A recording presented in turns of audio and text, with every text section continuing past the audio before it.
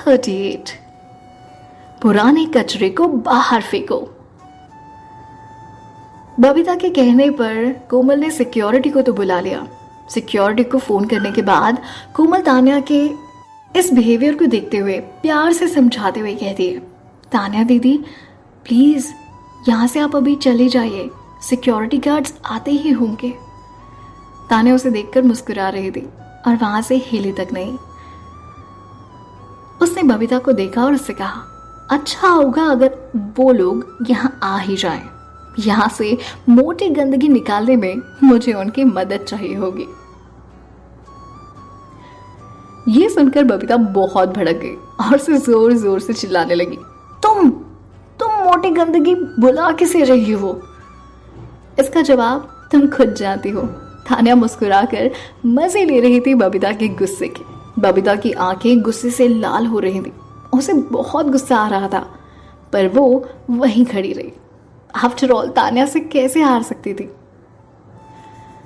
तान्या मेरा बिगाड़ ही क्या सकती है?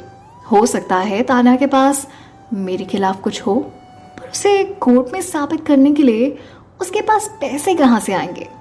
इन्हीं सारे सवाल जवाब के कश्मकश में थी बबीता। उसे अब डर लग रहा था तान्या का इतना कॉन्फिडेंट अवतार देखकर।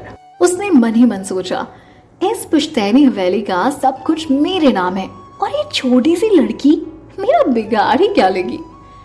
यही ख्याली पुलाव पकाते हुए वो सोफे पर बैठ गई और सिक्योरिटी का इंतजार करने लगी। तभी 2 सिक्योरिटी गार्ड वहां आए। मैडम आपने हमें बुलाया? उनमें से एक सिक्योरिटी गार्ड ने बहुत पोलाइटली बबीता से पूछा।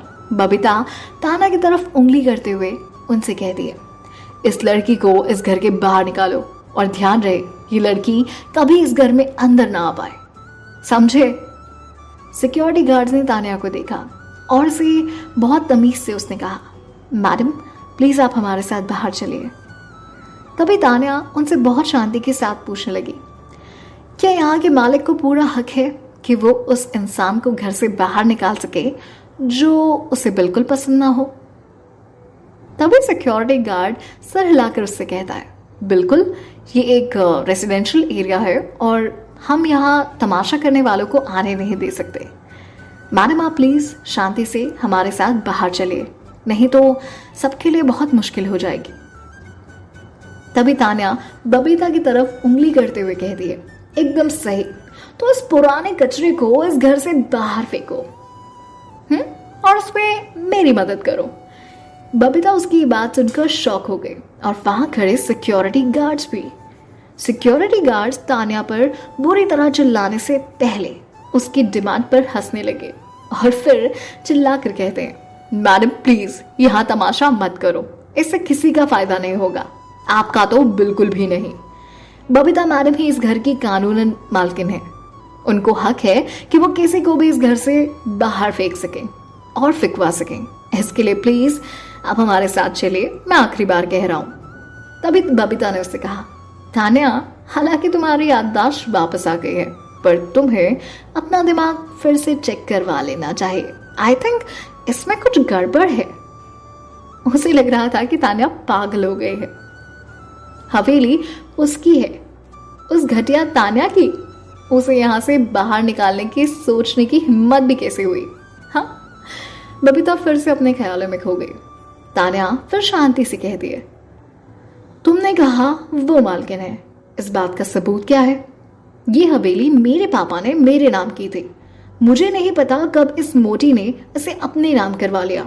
आप लोग चाहते हैं कि मैं यहां से जाऊं तो ठीक है, पर मैं इस हवेली के कागज देखना चाहूंगी, नहीं तो मैं नहीं जाऊंगी। अब सिक्योरिटी गार्ड्स पूरी तरह से कंफ्यूज हो गए थे। उन्हें समझ में नहीं आ रहा था कि हो क्या रहा है। तान्या उन्हें बड़े प्यार से सब कुछ समझाते हुए कहती है, लगता है तुम दोनों यहाँ नए आए हो। मैं बताती हूँ, इस हवेली की असली मालिक थे मेरे पापा और ये मोटी औरत मेरी सौतेली माँ हुआ करती थी। सिक्योरिटी गार्ड्स ही सुनकर शॉक हो गए कि ये लोग कभी एक परिवार हुआ करते थे जो आज इस बुरी तरह से लड़ाई कर रहे थे। बबीता गुस्से से अपने दांत पीसने लगी। तान्या उसे बार बार मोटी औरत कह रही थी, जो वो बर्दाश्त नहीं कर पा रही थी। अपने गुस्से को कंट्रोल करके उसने कहा, तान्या, मैं अब भी यही सवाल पूछ सकती हूँ कि अगर ये हवेली तुम्हारी है तो तुम्हारे पास इस बात का सबूत क्या है? तान्या मुस्कुराती है और कहती है, मुझे खुशी है आपने ऐसा पूछा। मेरे पास घर के पेपर्स हैं। आ रही बात समझ में? पेपर्स हैं। बबीता कुछ देर के लिए कंफ्यूज हो गई थी। उसे थोड़ा डर भी लग रहा था, पर तभी उसे समझ में आया कि तान्या उसे बातों में फंसा रही थी और शायद ये उसकी कोई चाल थी। अगर उसके पास सच में घर के पेपर्स थे तो वो अब तक किसका इंतजार कर रही थी? ये सब सोचकर उसे पक्का यकीन हो गया कि वो जरूर अंधेरे में तीर छोड़ रही है। उसने कहा, ठीक है तो फिर दिखाओ, और अगर तुम नहीं दिखा सकती हो तो हम ये बात पुलिस पर छोड़ देते हैं। वो देख लेंगे कि किसके घर है, किसके पास पेपर्स है और कौन कानूनन मालिक है। हाँ, बबीता ने ओवर कॉन्फिडेंस के साथ ये बात कही और बस अब तान्या के जवाब का इंतजार था।